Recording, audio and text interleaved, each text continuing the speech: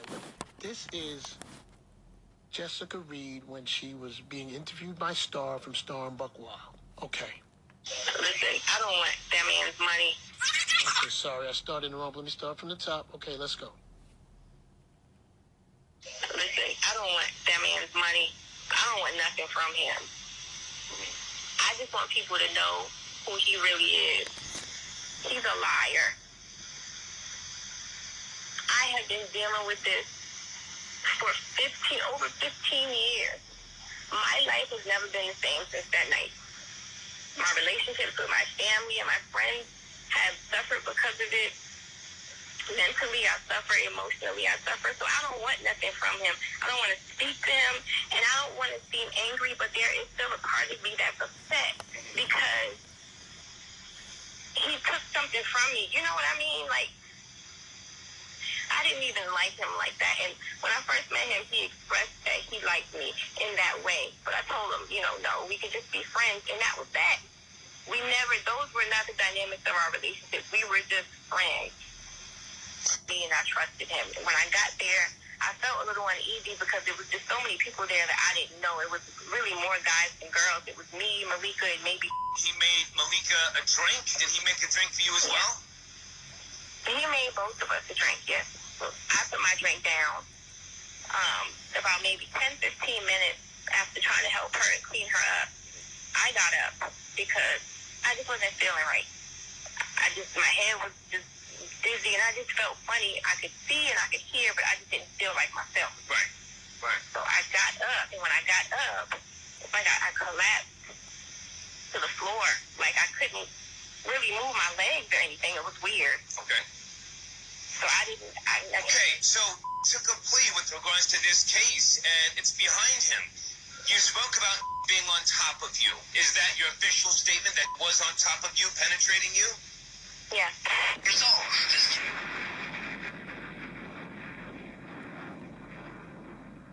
So,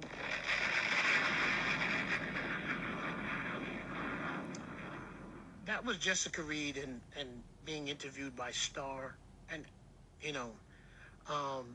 that part I knew and heard, and I think the mom's testimony maybe felt maybe was a reason to bring it to light, and I'm going to play that. I'm going to play the mom's testimony. Or I don't want, those are wrong words. I'm going to play what her mom feels about the situation. I don't want to lead people in any type of a wrong direction. I'm going to play, her mother's name is Jocelyn Sullivan, and this is what her mom had to say. My name is Jocelyn Sullivan, and I am the mother of Jessica Nicole Reed. We're out here in Mounts Corner, just left the Berkeley County Sheriff's Department, speaking with detectives. The case of my daughter, Jessica Reed. I have regrets in which I am very sorry about, because when my daughter was drugged and raped, I wanted to do nothing but protect her. I didn't want her to suffer anymore. I didn't want her to feel that pain anymore. And so I did not let her testify. And because of that, today we are finding out that Mr. is going to get away with what he did to my daughter, Jessica, and this family. For all these years, we've been suffering, going through pain and anguish over his decisions. Molest my daughter, rape her. And now she has to deal with this, and we have to deal with this. And I'm so sorry that I didn't take the initiative then to persecute him for what he did to my daughter.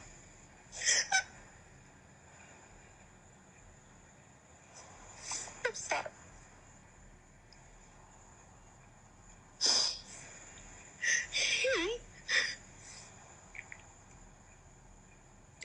He came to our home, and he acted as if he was going to be a friend to us. He came to us and said, don't worry, nothing's going to happen to her. And I'll make sure that she'll be safe.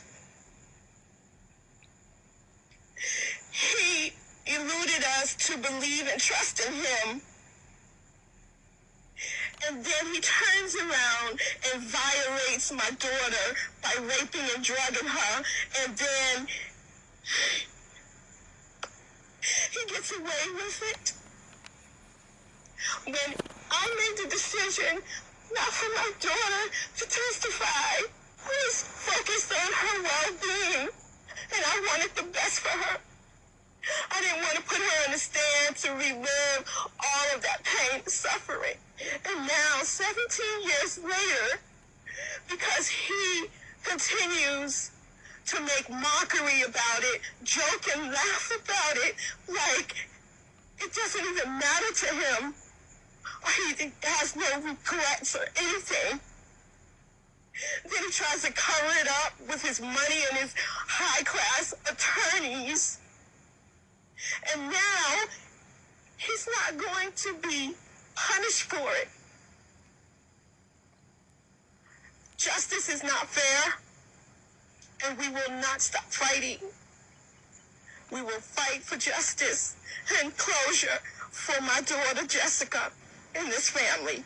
According to the detectives, because he negotiated a plea deal, he cannot be prosecuted for the rape charge. So what they did was just dismiss it. They didn't even prosecute the rape charge because my daughter wasn't there. And so they let him plead. DNA did not clear him innocent. DNA has nothing to do with it at all. He's guilty no matter what anyone says. 17 years later, she's still suffering from it. We're still suffering with her from it. And justice needs to be served regardless. He deserves to be punished for what he did.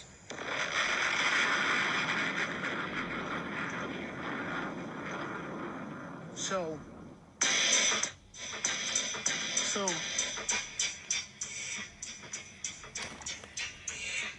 prior to this New York, I played Jessica Reed's interview with Star, and that was what we just played was Jessica Reed's mom,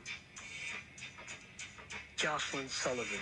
Now, you can watch all the things online, or and come to your own conclusion. So New York City, I'm gonna take time right now and give my opinion.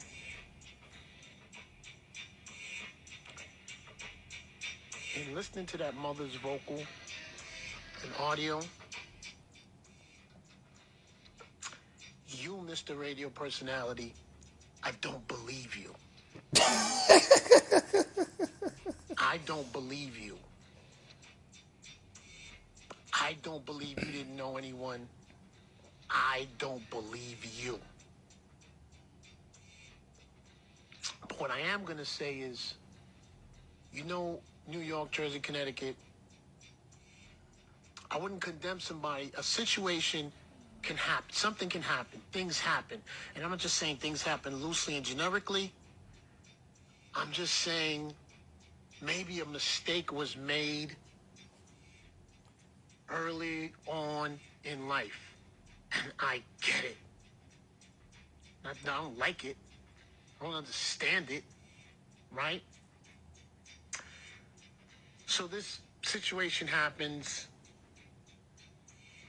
It's a bigger charge. You put it out to a lesser case. You're young. I get it. The part I'm going to share with you, New York, because I'm going to tell you something. I really don't need to say your name because I'm going to tell you why. I don't care if everyone knows. I want you to know. Where this goes left is you continuously, let me turn the music down. This goes left because you continuously stand on that podcast and stand every time you get to try to normalize. You try to normalize it every chance that you get, that it's okay to put pills in a woman's drink. You talk about it all the time, that it's okay, or it happens, or because you're young, to put drugs in a woman's drink and have sex with her while she's incoherent. You talk about it all the time. That's what makes you a nasty creep. Oh, Not shit. because of the situation you had. Because I'm going to tell you something. I wasn't there, and I don't know what happened. But every chance you get, you know, New York, this guy stood on a podcast, and he talked about spring break and meeting a young lady, putting something in her drink, and then having sex with her when she was incoherent, laughing about it. That's the, you know, bruh, nobody wants you to get fired or to lose your situation. Nobody's like, man, the fact that you try to normalize that that's okay, that that's good, like it's things that men do. That's not what men do. That's what you do. You do it. I'm gonna tell you the most terrible thing about you, bruh. Because I watch you on that podcast, and you sit next to a guy, that guy you sit next to on your podcast doesn't care about our culture. He doesn't care about your culture. But you sit there and you laugh with him about raping women. You think it's funny.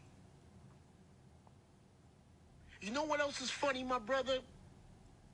Because I'm staying on my stone today of where I'm at. And I'm going to tell you where I'm at. I am not at what you did 20 years ago. I'm at what you did in the last couple years and how you talk about it and how you say about it. You piece of... You tweeted that R. Kelly, that sex video, was one of the greatest celebrity videos you've ever watched. That video was with a 14-year-old. But you thought it was a great video. You tell on yourself constantly you're a weirdo. That Charlamagne was referring to when in the barbershop scene, like back in the days when the R. Kelly video came out, a lot of people was in the barbershop scene was talking about it. People had to be DVD, which is weird now that you think about it in hindsight. Why would grown people, everybody around the time, oh my God, you seen the tape? You seen the tape? Why the fuck was niggas watching a tape with R. Kelly fucking a teenager in the first place? I don't care if nobody else checks you. I'ma check you. You're nasty and you're a weirdo. And you always want to talk on a podcast about taking advantage of women when they're unconscious. What type of dude are you? Why is that cool to you? Why is that cool as you stand next to that clown, that guy that doesn't care about our culture and continuously talk about raping women? You always use the word rape, how you raped your wife. You love to use that word, bro. You get mad at Kwame Brown for using it. You use it. You use the word. You don't think it's funny, my brother? I don't care about saying your name. Let me tell you something. I don't care about cease and desist. You know why? You want to send out cease and desist to people because you want the clarification of what you did said properly. The fact that you don't see that's bananas, I'm not sure if it's the people around you or if you want to continue. Maybe you want to continue being who you are. For some reason, Your name is being said with a 15-year-old. I'm not sure why that's happening. You refer to... All right, so Flex did this, and people in the comment section all over social media. This is the thing about us and our people. A lot of our people judge people based off personality and not their actions. Flex is not as popular as Charlamagne or as liked as Charlamagne. So a lot of people in the comics, some of the same people who've been riding for Kwame Brown, oh, Flex is corny for this. This ain't cool. Y'all trying to drag down Charlamagne, this and that. This is the same shit Breakfast Club did to Funk Flex back in 2012. Like, if we really being honest, the rise, they might do a rise and fall of Breakfast Club soon, because it's crazy how the rise of Breakfast Club, their rise to fame, they rose like a phoenix because of drama. It was the Hot 97 beef with Flex and Ebro and them, and it was the Ray J phone call and the beef with Fabulous that really took them off. Because when Breakfast Club Curse came out, it was not a hit out the gate. It was really a struggle at the gate in the beginning. They didn't have chemistry. It was a mess, you know? But isn't there some shit that what made them rise like a phoenix might make them drop like the fucking acne shit on Looney Tunes? Because people are like, yo, he better not come to work Monday. He better take off. They better fire him. Angela Yee better say so. You know she ain't gonna say shit. But listen to this. This is from 2012 when they aired out Flex and his shit. Yeah.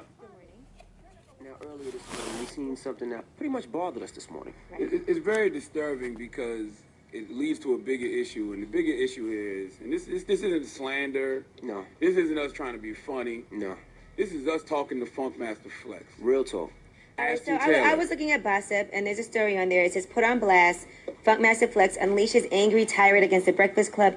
Is he just mad his wife won't let him hit no more? Now, what does that mean? Mm-hmm. Well, there's a restraining order inside of the story. And there's a whole thing about how he previously did abuse another radio personality, Steph Lover, who did formerly work at Power 105. Yeah. And then apparently he's been abusing his wife. Wow. And she did have to take out a restraining order against him. Now, your wife, the mother of your kids, has an order of protection against you.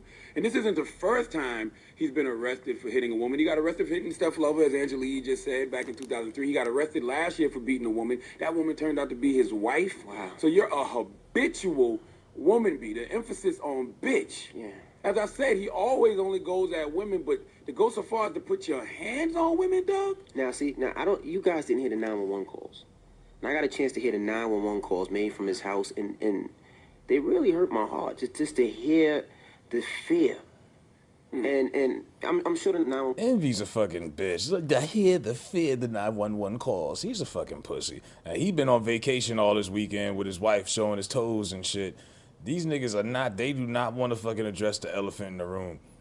One calls will be released I have them, and I've never felt this way in my life to hear this. You know how many times he must have beat up his wife in order for her to have to file an order of protection? I mean, a man's job in the household is to protect and provide. Right. If your wife has to get an order of protection on you, you have failed as a father and husband. Right. All right, domestic violence is a very serious issue, though. Not only does it affect the woman, but it also affects your children. What does who it do to the witness child? What does it those do to the things. child that witnessed this? No, they said 75% of boys who are present when their mothers are beaten were later identified as having behavioral problems. And they said children from homes with domestic violence are 5 to 7 times more likely to experience significant psychological problems. And the Lower order, IQ scores and everything, depression. the order of protection is online right now. It's his wife, Monica Taylor, against Funkmaster Flex, Aston Taylor, 45-year-old Funkmaster Flex. You know, it's on Gossip right now. I'm actually going to tweet it out because I actually want people to see this. This guy has a problem. He's an habitual offender. But we're not. All right, see, this is from 2012. So there's no difference in what Flex did for everybody that's capping for Charlamagne, the fans, the people who bought his book, the ones who watch him and Envy play with silicone asses. It's the same shit. It's karma. It's payback. It's shit from 20 years ago that he did that is hunting him back. His skeletons from his closet has come back and they're hunting his ass. And isn't it coincidental that 20 years ago, it was 2001, that was when Kwame Brown was drafted. And this is when, while he was getting drafted to the NBA at 18 years old, 17 years old, Charlamagne was out here 22 fucking fondling with 15-year-olds. And Flex, you know, of course Flex used it to his advantage for their little petty beef. I'm not saying Flex is a man of the people or Funk Flex is a man of leadership. But there's no difference in what Flex is doing. And when Charlamagne did this in Breakfast Club, y'all loved it. You know, what's the difference? And this is some more what Flex had to say, I guess. Your dudes, every girl that has a problem, it's the dudes around you. The dudes are with the girls. My dudes. You say it's your dudes. I don't understand that part, bruh. That's the part that people aren't really grasping. That's why people keep hammering you. It's not for what you did 20 years ago. You can be sorry for that. You can, it's the way you're moving forward, bro. Let me tell you something. You said that the R. Kelly video is the greatest video you've ever seen. You tweeted that. And you know how that came out? Because you had the nerve to go on an R. Kelly documentary to talk about a pedophile. You're a pedophile! You're a pedophile! You! Oh, shit. I'm about trying to laugh at the matter, but damn, Flex going to Flex Hogan mode. When Flex going to his 1988 SummerSlam promo mode, that shit is hilarious. I gotta play that back.